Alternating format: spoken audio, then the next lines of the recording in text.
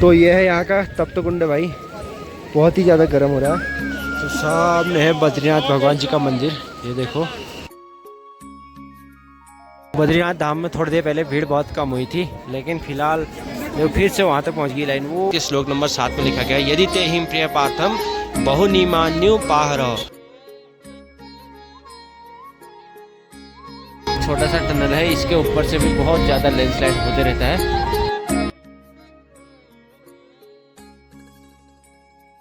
तो good morning everyone, हर हर महादेव। तो एक नए दिन के साथ साथ एक नए वीडियो की शुरुआत हो रही है चमोली गढ़वाल से। तो आजकल मैं हूँ चारधाम यात्रा में। तो चारधाम यात्रा का आज हमारा है लास्ट धाम, यानी कि बद्रीनाथ। चारधाम यात्रा का क्रम होता है यमुनोत्री से गंगोत्री, गंगोत्री से केदारनाथ, फिर हम केदारनाथ से बद्रीनाथ डायरेक्ट जाने के बजाय बीच में तुंगनाथ पड़ता है, वहाँ चले गए थे कल, आपने वीडियो में देखा होगा। तो चलते हैं, आज का सफ़र शुरू करते हैं। निकल चुके हैं हम चमोली से बद्रीनाथ धाम की तरफ को। जय हो।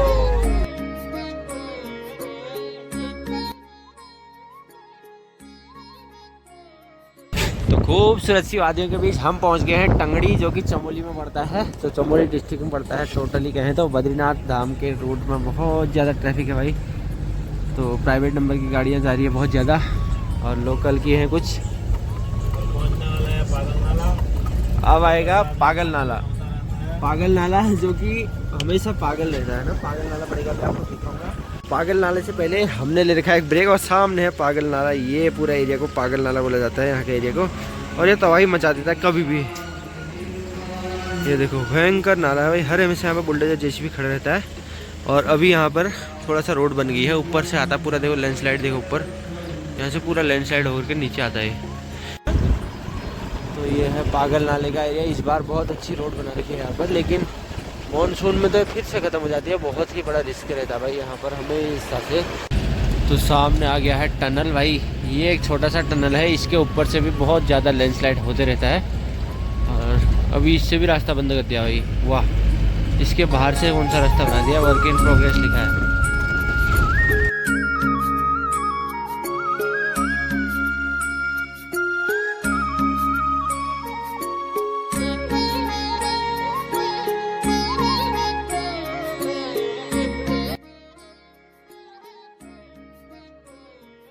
सामने चला टनल का काम भाई। देखो पहाड़ों में खतरनाक खुदाई करते थे लोग। ये देखो पहुंच चुके हैं खूबसूरत सी घाटी, हेलन घाटी में। तो हेलन घाटी का एरिया शुरू हो गया है यहाँ पर से।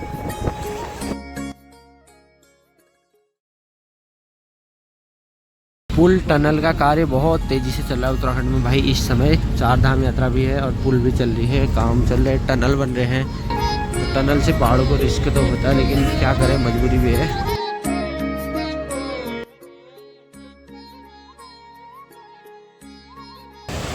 तो पहुंच चुके हैं पंचप्रयागों में पहला संगम, यानी कि विष्णुप्रयाग। विष्णुप्रयाग ये है कुछ, यहाँ से अलकनंदा नदी आ रही है, यहाँ से विष्णु गंगा आ रही है, और यहाँ पर शानदार सा संगम बन रहा है।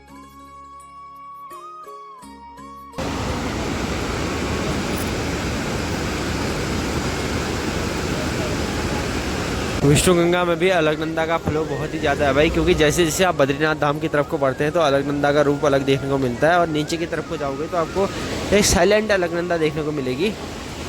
विष्णुप्रयाग के एरिया में अगर आप देखेंगे तो काफ़ी शानदार रोड बनी है। ये है कुछ इस तरह के पहाड़ यहाँ पर, और सामने आई लव ज्योतिर्मठ लिखा है।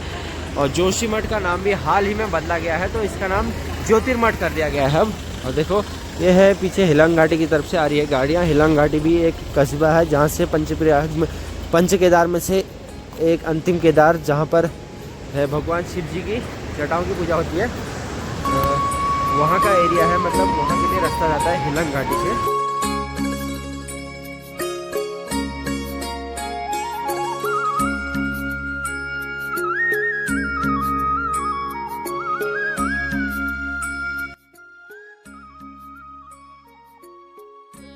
नए नए प्रोजेक्ट चल रहे हैं भाई, सारे इंजीनियर प्रशासन यहाँ पर रोड पर रखा है अभी। ये देखो प्रशासन वाले इंजीनियर लोग, पुलिस की टीम सारी आ रही है, क्योंकि ये नया ब्रिज बन रहा है ना, और यहाँ पर बहुत लफड़ा होते रहता है इसके पास में, तो इसलिए पूरा प्रशासन आ रखा है आज। जगह जगह पर कटिंग का काम भी चल रहा है भाई। रोड है बहुत ज़्यादा डेंजर है बद्रीनाथ की।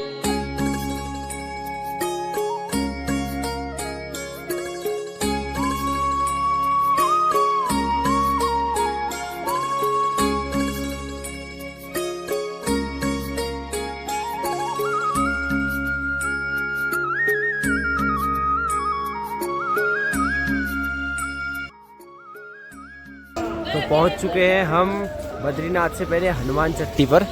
ये सब लोग हम पहुंच गए हैं और जय सिया राम। यहाँ पर है हनुमान चट्टी मंदिर। यहाँ पर कहा जाता है कि जब भीम को बहुत ज़्यादा घमंड हो गया था अपनी शक्तियों पर, तो हनुमान जी द्वारा उसको कहा गया कि मेरी पूंछ को हिला करके दिखा। यहाँ पर वनवास के समय की कथाएं भी लिखी गई है। महाभारत में पांडव द्रौपदी के साथ वनवास का समय व्यतीत कर रहे थे, तो सब कुछ यहाँ पर बहुत लंबा लिखा। बद्रीनाथ क्षेत्र में ही थे। एक दिन द्रौपदी ने देखा कि एक ब्रह्म कमल गंगा में बहता हुआ आ रहा है। तब द्रौपदी ने भी भीम से कहा और ब्रह्म कमल लेकर आने की बात कही। महाभारत में वन पर्व के अध्याय नंबर 146 के श्लोक 7 में लिखा गया है। देखो, भीम उस ब्रह्म कमल पुष्प को लेने के लिए बद्रीनाथ में प्रवेश कर रहे थे। उस समय रास्ते में एक वृद्ध वानर को लेटा हुआ था। वानर की पूंछ से रास्ता रुका हुआ था। भीम उस वानर को रास्ते से हटाने के लिए कहा। भीम उस वानर बहुत ज़्यादा लिखा गया है इसमें। महाभारत के वन पर्व का अध्याय नंबर 146 के श्लोक नंबर 7 में लिखा गया है, यदि ते हिम प्रिय पार्थम बहुनिमान्युपाहर तान्यहं नेतु मिच्छामि काम्यकम पुनराश्रमम। देखो, इसका अर्थ भी देखा है यहाँ पर।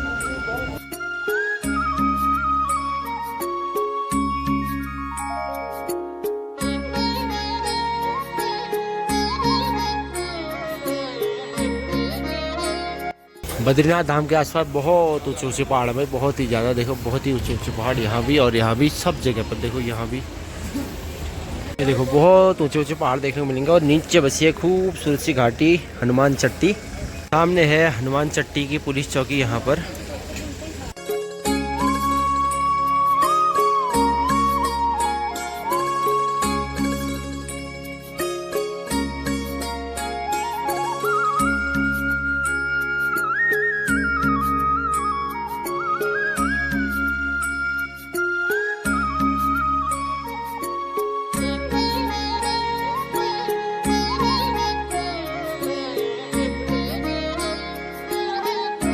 पहुंच चुके हैं खूबसूरत से बद्रीनाथ धाम के आसपास के एरिया में।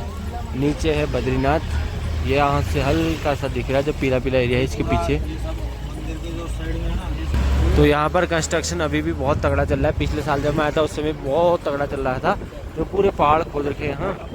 और सामने है माणा गाँव। तो अभी हम जा रहे हैं पहले माणा गाँव, क्योंकि ये मंदिर अभी 12 बज रहे हैं तो बंद हो गया होगा।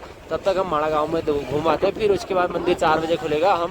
उसके बाद हम मंदिर में दर्शन करेंगे। तो फिलहाल हम आ गए हैं माणा गांव से वापस और बहुत ही तगड़ी हवा चल रही है। और वहाँ पर लग रखा है ह्यूमन ट्रैफिक जैम जो होता है, आपने देख लिया था। अब चल रहे हैं बद्रीनाथ की तरफ को फिलहाल। और सर्दी भी लगी भाई तगड़ी वाली। अभी बद्रीनाथ गए नहीं हम भाई। तो आ गए हम फिलहाल माणा गाँव से वापस। नीचे दिख रही है अलकनंदा नदी यहाँ पर को। और तो ऐसा है, अलकनंदा नदी आती है सतोपत शिखर से, जो कि ऊपर साइड में है कहीं। तो पहुंच गए हैं बद्रीनाथ धाम के आसपास और बहुत बड़ा होटल बन रखा है भाई यहाँ पर। होटल इतना बड़ा है, अब किस चीज़ का होटल है पता नहीं, लेकिन बहुत ही भयंकर बन रखा है पूरा एरिया में। देखो, और मौसम ऊपर को पूरा पैक हो चुका है। और बद्रीनाथ धाम के सामने वाला एक झरना है यहाँ पर, जो कि बहुत ही दूर है। ये यहाँ पर है, जो कि ये भी अच्छा लग रहा है बहुत। तो सामने गिरता है झरना, जो कि काफ़ी खूबसूरत दिखाई देता है भाई। और लोगों की भीड़ शाम के टाइम पे भी काफ़ी ज़्यादा है, देखो देखने को मिली। लेकिन ये होटल सरकारी है या प्राइवेट है, किसी संस्था का है, लेकिन बनाया बड़ा जोरदार है। लकड़ी का है पूरा, बड़ा अच्छा लग रहा है।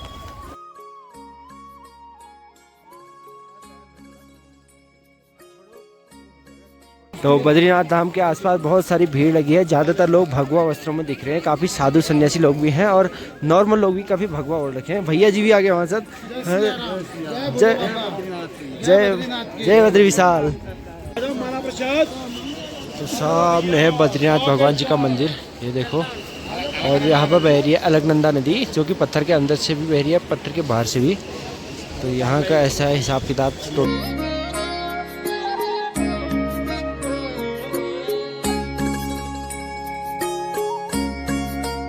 यहाँ पर हो रहे टोकन चेक, यानी कि टोकन यहाँ पर जमा करने हैं और यहीं पर से लेकर के यहीं पर जमा कर देने, मतलब कि एंट्री हो रही है यहाँ पर कुल मिला करके।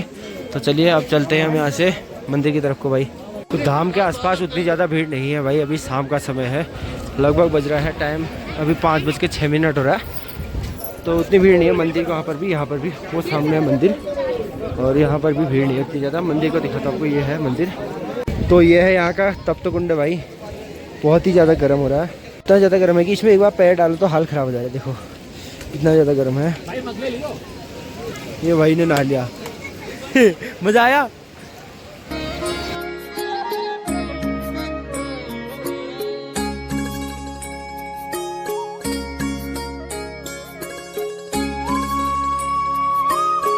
बद्रीनाथ धाम में थोड़ी देर पहले भीड़ बहुत कम हुई थी, लेकिन फिलहाल जो फिर से वहाँ तक पहुँच गई लाइन, वो वहाँ तक पहुँच रखी है।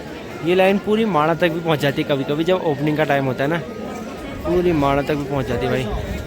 और अभी फ़िलहाल यहाँ तक है, यहाँ पर लोग इतने जमा हो रखे हैं। शाम के करीब 6:30 बज रहे हैं और साक्षात नारायण की दुनिया में यानी कि बद्रीनाथ जी के भी दर्शन हो चुके हैं।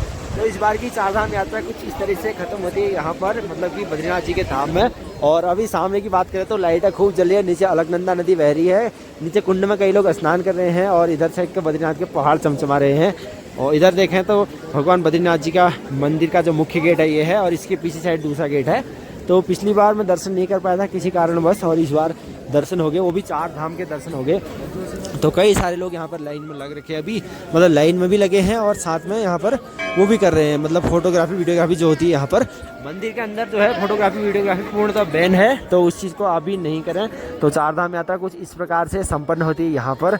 और आप लोगों को कैसी लगी मेरी 4 धाम यात्रा की पूरी सीरीज़ कमेंट करके ज़रूर बताना। और जैसा भी आपको लगा, अच्छा बुरा आपने अच्छा साथ दिया, चाहे कम लोगों ने देखा हो वीडियो, चाहे ज़्यादा लोगों ने देखा हो, आप लोग मेरे इस यात्रा का पार्ट बने, मुझे उस चीज़ की खुशी है ना। तो बाकी बात करें तो अभी का मौसम ये है पूरा टोटल मैंने आपको बता ही दिया है। बाकी हमारे जो साथी हैं उनसे पूछते हैं, 2 ही लोगों ने हमने अभी तक दर्शन करे, तो इनका साथ भी अब कल से मेरे साथ छूट जाएगा। भाई जी से पूछते हैं, भाई जी मेरे साथ कैसा लगा आपको 10 दिन यात्रा में? बहुत कब बीत गए पता ही नहीं चला हमको। 10 दिन बीत गए पता ही नहीं चला। पहला दूसरा दिन तो ऐसा था कि बस जान पहचान हो रही थी, बट मेरे को लगता है यमुनोत्री ट्रैक के बाद अपनी बहुत अच्छी दोस्ती, बहुत ज़्यादा। एंड मेरे को लगता है केदारनाथ के बाद तो एकदम ही भाई जैसे हो गए। हाँ, तो बहुत बढ़िया था। तो साथ में यात्रा करने का मौका मिला ना, जो बहुत ही मतलब ये 10 दिन कब गए हमें पता ही नहीं चला। और लोग भी हैं, उनसे भी इंट्रोड्यूस कराऊंगा आपको। अभी वीडियो क्लोज नहीं कर रहा हूँ क्योंकि हमारा लास्ट दिन है 4 धाम यात्रा के, कल से हम अलग अलग हो जाएंगे सभी, तो इसलिए थोड़ा इमोशनल मोमेंट भी हो रहा है। 10 दिन से हम बाहर लोग साथ थे, तो अब कल को आपको मिलाऊंगा। अभी थोड़ी देर बाद रूम में जाकर मिलाऊंगा, सभी से इंट्रोड्यूस कराऊंगा। चलिए, होप करता हूँ कि आपको वीडियो मजा आएगा। अभी थोड़ी देर बाद अंकल लोगों से मिलाऊंगा। बाय।